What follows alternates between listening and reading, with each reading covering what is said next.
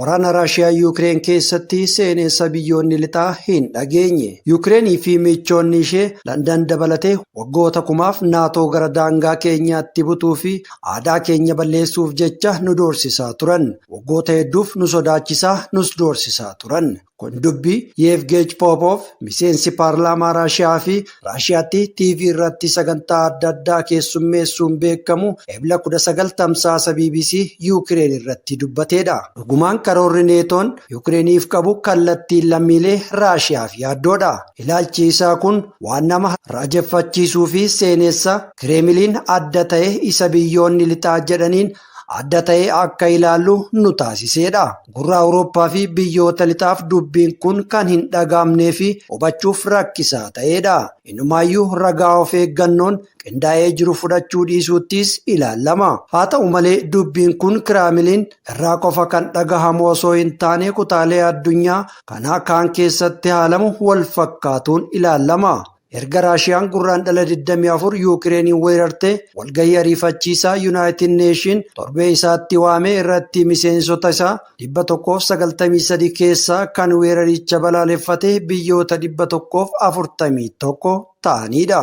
Biyyoonni hafan baay'een sagalee kennuu irraa of qusataniiru. Isaanis Chaayinaa, Indiyaa fi Afrikaa kibbaa dabalateeti. Kanaafuu dargaggeessota biyyoota lixaaf addunyaan guutuun ilaalcha neetoo deeggaruu jedhanii ilaaluun dhugaa irraa kan fagaate ta'a. Raashiyaan guutumatti weerara hamaa Yuukireeniif itti gaafatamti kan jedhus akkasuma addunyaa guutuun kan deeggaramu miti. Sababni isaas akkas waan hin taaneefi. Kanaaf ammoo sababoonni hedduun jiraatanis kan kallattiin deeggarsa diinagdee fi waraana dhuunfaa argachuu fedhan waliin yoo wal qabatu kaan immoo isa yeroo kolonii irraa eegaluun of tuulummaa biyyoota lixaa himachuun ilaalcha isaanii hin deeggaran. Biyyoonni hundinuu ifatti Raashiyaa balaaleffachuu yookiin pireezidaantii cinaa akka jiran ifatti dubbachuu kan hin barbaanneef sababa dhuunfaa isaanii ni qabaatu. Kanaanis waltumsuuf daangaan kaa'ame hin jiru. Mee Chaayinaan biyya uummata biliyoona 1.4 qabdurraa haa eegallu.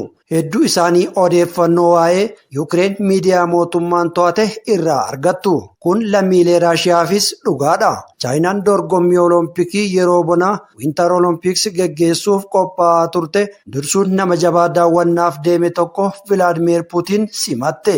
Ergasii qondaalonni Chaayinaa ibsa baasaniin biyyoonni lameen waltumsuuf daangaa homtuu hin jiru jedhan. Kanaafuu Puutiin gita isaa Chaayinaa akka guutumatti Yuukireeniin weeraruuf jedhu gurra buusuun jechuudha.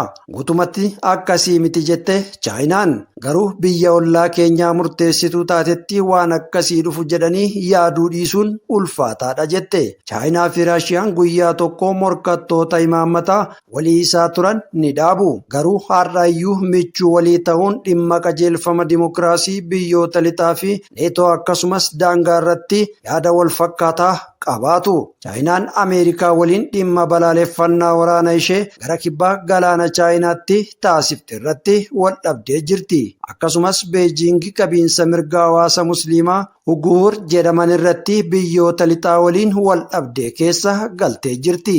Akkasumas dimokiraasii Hoongi Koongi keessaa cabsuu fi yaalii Chaayinaan Taayiwaan ofiitti deebisuuf gootuu irratti wal dhabdee keessa galaniiru. Namni hiriira bahee Faransaay Maalii keessaa loltoota ishee baasuu gammachuu isaa ibsachuuf alaabaa Raashiyaa qabatee bahe. Kanaafuu Chaayinaa fi Raashiyaan neetoo keessaa diina waloo akka qabanitti walii galu. Isa biyyoonni lixaa waan Raashiyaa Yuukireen keessatti raawwatte yakka waraanaati jedhaniis hin fudhatan. Indiyaa fi Paakistaan Raashiyaa waan faallessuu hin barbaanneef sababa mataa isaanii qabu. Indiyaan meeshaa waraanaa jajjabaa kan argattu Raashiyaa irraati. Erga dhiyeenya dhimma Himaaliyaa irratti Chaayinaa faana wal dhabdee ammoo guyyaa tokko jummaan Raashiyaa na barbaachisa jettee waan amantuuf wal dhabdee keessa galuu hin barbaaddu. Dhiyeenya aangoo irraa kan kaafame ministeerri muummee Paakistaan Imraan Kaan biyyoota lixaa keessumaa US akka malee qeequun beekama. Paakistaanis meeshaa waraanaa kan argattu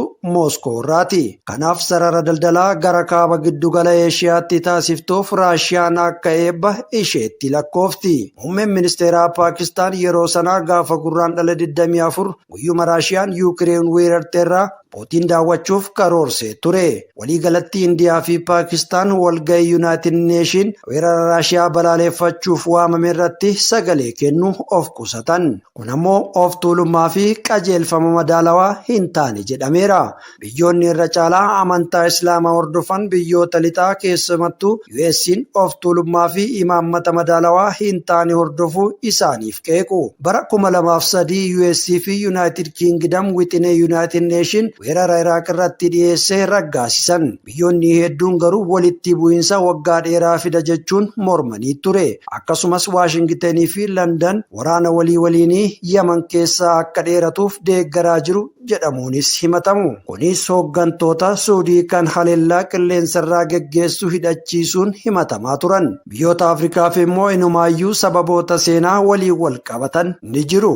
Yeroo Sooviyetsanitti Mooskoon meeshaa humna waraanaa gara Afrikaatti fe'uun akka isaan Saharaatti hanga Keepii Afrikaa kibbaatti biyyoota lixaa fi US dura dhaabbatan gochaa turte. Bara 2013 keessa yeroo Faransaay biyya kolonii ishee turte Maalii keessatti Alkaayidaan akka biyyattii hin qabanneef loltoota ishee bobbaaftuu biyyattii keessatti hin jaalatamne ture. Amma loltoonni Faransaay bahuun loltoonni garee Waagneer jedhaman Raashiyaa deeggartu bakka bu'an. Biyyoonni baha giddu galeessaa hoo ejjennoo akkamii qabu kan jedhu yoo laalle Sooriyaan biyyoota akka Kooriyaa Kaabaa, Beelaarusii fi Eertiraa weerara Raashiyaan Yuukireen irratti raawwatte ni deeggaru. Pireezidaantiin Sooriyaa Bashiir al-Asaad bara 2015 yeroo biyyi isaa finciltoota ISIS'n weeraramte irra caalaa deeggarsa meeshaa waraanaa Raashiyaa irratti hirkachuun baraaraman. Inumaayyuu biyyoonni akka Suud Arabiyaa fi Yuunaayitid Arab Emireets sagalee Yuunaayitid Neeshin weeraricha irratti garuu Mooskoo yeroo qeeqan hin dhagahamne.